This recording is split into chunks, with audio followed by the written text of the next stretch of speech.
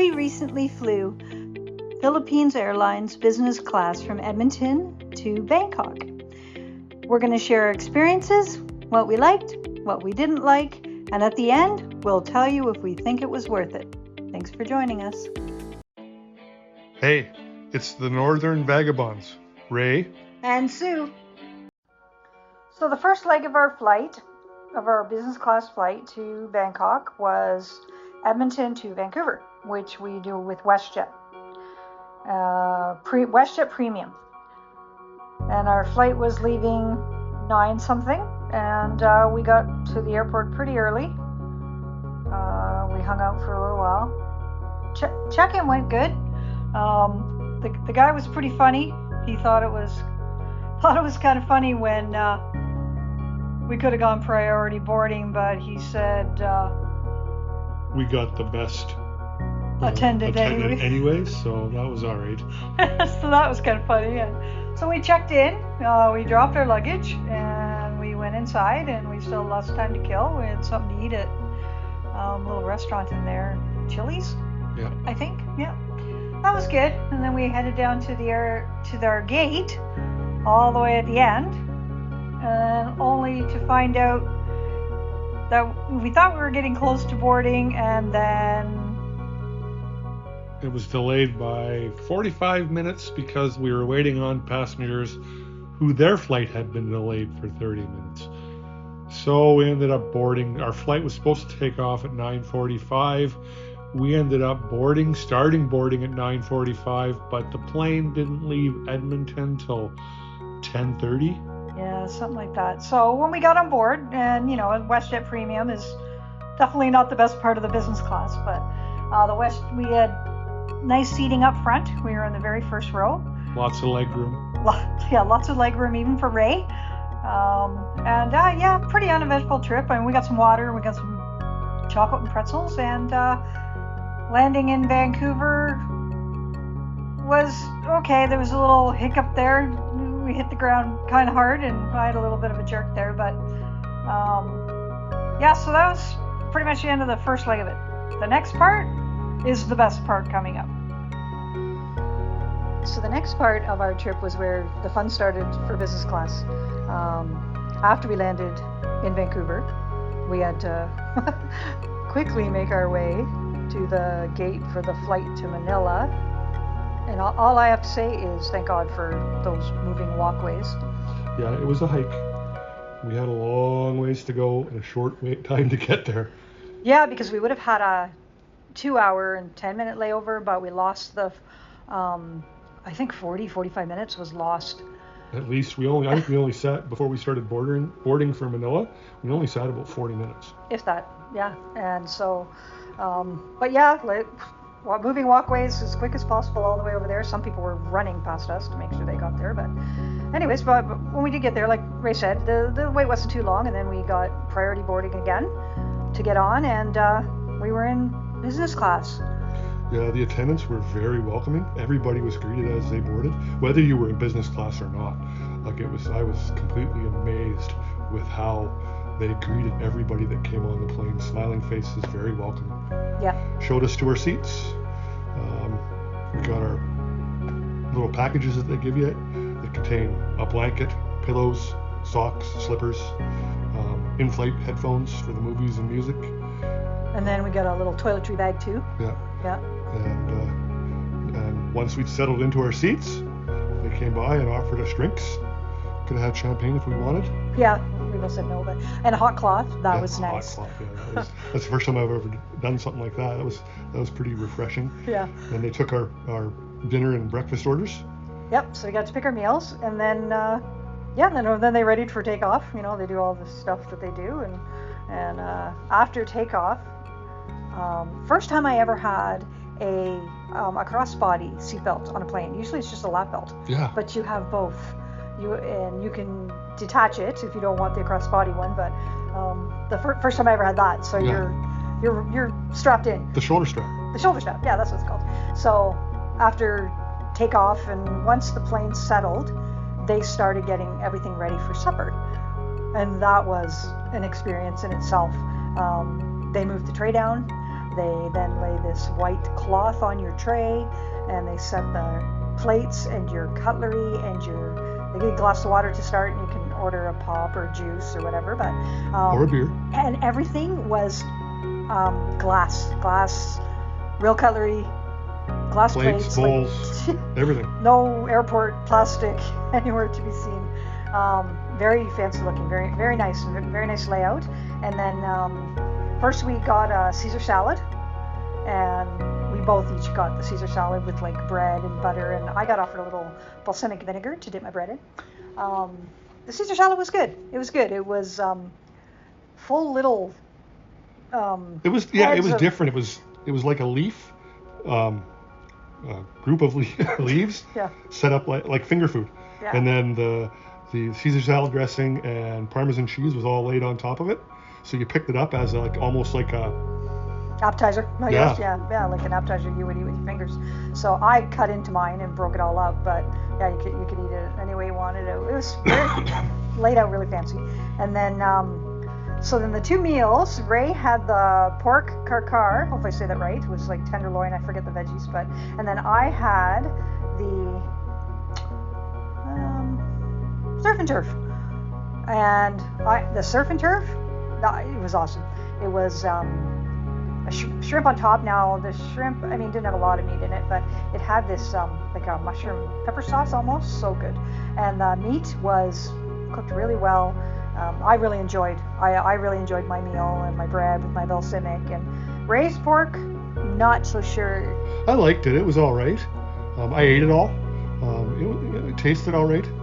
I think I would have probably preferred the surf and turf, to tell you the truth. But we wanted to not order the same thing so we could each try it. Yeah. I think I probably would have enjoyed the surf and turf more. Yeah, probably. And so then we got these curated desserts. And so I think one was fully chocolate with like a jam berry kind of topping on it. And then the other one was same size, similar thing, but it was more like a cake, like a white cake kind of bottom. And then also another berry compote sort of thing on top of it. And they were good. Sweet, but good. Mango juice. I had mango juice. And I really did like the mango juice. That's probably my favorite drink. Yeah, I just had regular orange juice. The whole flight, so. And yeah, so then after supper, they dim the lights. And, to get ready for bed. And get your blanket out. And so I took off at this point, went to the bathroom. Also to check out I did a video on the size of the bathroom, which bigger than your standard airport bathroom. It's still not huge, but I can move around. And I did a little video. You can see it there on the what was in the toiletry bag, toothbrush and toothpaste and a bunch of different creams and hand creams, and very nice. And you got to keep that. That's one part you get to keep. You get to keep your eye mask, your socks, your slippers, and that bag. You return the headphones and the blanket after. And the pillow. And the pillow, of course, and your pillow. So, so after that, we laid out now these beds, The seats, they go perfectly flat. Yeah. They turn into a bed. Yeah. Now, you have to remember, you are on an airplane, so they're not a posturepedic mattress. I would akin it more to like a cot. But yeah, it's narrow, but still enough room to turn, lay on your side or lay on your back. But yeah, straight flat out, and Ray, enough room all the way for you too. Little bit of kneeling, folding your knees, I think. I think so, a little bit. Yeah. You got to take into consideration I'm 6'3". Yeah, and the temperature in there, I wouldn't say it was cold or anything, but I bundled up with the blanket. Ray didn't use a blanket, but so in the middle of the night I woke up, and then when they had dimmed the lights before, I never seen this, but when I woke up at one point in the middle of the night, I looked up and they had stars projected on the ceiling. All projected or in lights on the ceiling somehow. Later I tried to figure out how they did it, but I never could. So that was kind of nice. Set a little bit of a mood, and it's very quiet other than the regular airport hum or airplane hum. But so that was nice.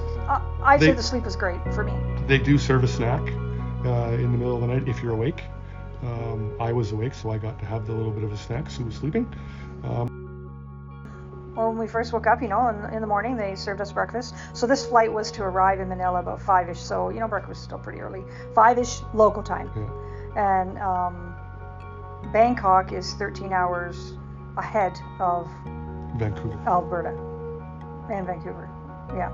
So it was an early morning breakfast, but we got to choose our breakfast again, and we got fruit to start and some bread and butter, and I had the tapsilog bowl, which is like sliced meat over rice with an egg, and then Ray got the chicken sisig, I'm sure I'm butchering that, burrito, which was like I want to say it's eggs with chicken mixed in the burrito, and he had tater tots on the side. Yeah. Which I'd do it again though.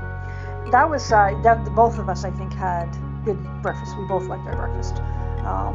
My egg was a little overdone, but I didn't quite get the runny egg over the rice. That's popular out here, but no, breakfast was good. And then they got ready for landing, and everything they do is just so nice and professional, and they're extremely friendly, and they're always coming to make sure you have anything, and if you need anything. I'm actually thinking of it now. I remember one point where Ray wanted to go to the bathroom and it was full. Then he went up to the front and it was occupied. Then he came back and the other one was still occupied. Then the sign went off and he went up. Before he got there, it was occupied. So then there was a point where all of a sudden she comes over and she's like, hurry, I saved the bathroom for you. Yeah. And tapped him so that he could get up and go to the bathroom. She actually held it so it looked like it was occupied so he'd get a chance to go. So just very, very friendly, always asking if you needed anything. You could ask for anything at any point. Really enjoyed that. Landing was uneventful, smoother than when we landed in Vancouver. And so arrived in Manila, I think around 5ish in the morning their time, and straight to the business class lounge. So that was nice.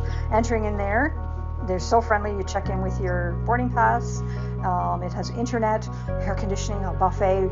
We had just ate, so we didn't have anything. Later we had a couple snacks, but Yeah, because that was a 3-hour layover. that was the longest layover. Yeah, that was 3 or 4 hours. 3 or 4 hours. So we hung out in the business class lounge for a little Which while. is cool. I've never done anything like that before, Yeah. and I got to tell you, very welcoming. You go in and they're welcoming. You want a drink? You want food? They even have a bar for alcohol. We didn't have anything, so we don't know if it's included necessarily. But there was people doing that. There's internet. The food was all included, Yeah. which is cool. Yeah. Nice little buffet with all kinds of different foods. We wandered around at one part, and we didn't have to take our luggage because they let us check it into a room so that we could leave the business class lounge. And we went and wandered around the area we're allowed to be in the airport, and we found this little store and got some snacks. Got some dried mushrooms and dried mango slices. Yeah. Then our last flight, we boarded. This was only going to be a shorter. It's a 3.5-hour flight from Manila to Bangkok. And you know what? To me, it didn't even seem like it was 3.5 hours. Actually, it was. No, because it was they were exactly the same way. Very welcoming. You sat down there. You were offered drinks. They took your meal dinner because breakfast was already done, but dinner order. Yeah, same thing. Hot cloth, drink, and then given the menu right away and asked for your order. As soon as the plane settled after takeoff, in the air, as soon as it was settled, they started getting the meal ready. And the same thing, glass dishes and glasses and real cutlery and the white cloth on the table. So very consistent across both flights. Yeah. And the meal this time was great too. We had an appetizer that was prawns with chunks of mango, and Ray had the beef Penang, and I had the stuffed chicken with mushroom sauce. And so that was our last meal with business class. Do I think it was worth it? 100% yes. Yeah. We've flown a bit, Florida, domestically and Mexico and Florida and stuff, and Vegas a bunch of times, and they don't hold a candle to the flight put on by Philippine Airlines. Yeah, the WestJet leg of it, I'd say that was probably the one part that wasn't what I expected. But WestJet doesn't really have they're a budget flight, so their premium seats are okay, but they're I don't know. Yeah, and we had lots of leg room, so they give that. They give you a drink. My part was the seat was so slippery. I was sliding out of my seat. I had to sit straight up in order to.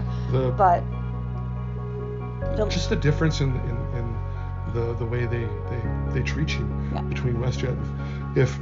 When you're getting on a plane for WestJet, and this is consistently across WestJet, Air Canada, any of the North American airlines, when you get on a plane, if you talk to the stewardess, they will talk to you. And for the most part, they will say, welcome aboard type of thing. But after that, they're doing their job. They got stuff to do. They're, whatever. Philippines Airlines, they were welcoming. They were checking on you constantly. Now, that might just have to do with being in business class. Never flown the economy part of it. I don't know how they treat the people in economy. I have no idea. But in business class, man, it was 100% worth it. When we arrived in Manila and we got off the plane, so this is our first stop in the Southeast Asia, away from Canada. When we got off, all of the staff, from the people that are waiting to help somebody with a wheelchair or with your luggage, or the people who are telling you your gate to go to, any of those, they're lined up and they're waiting as you come out of the plane and the walkway up before you get to the gate and leave to go to wherever you're going.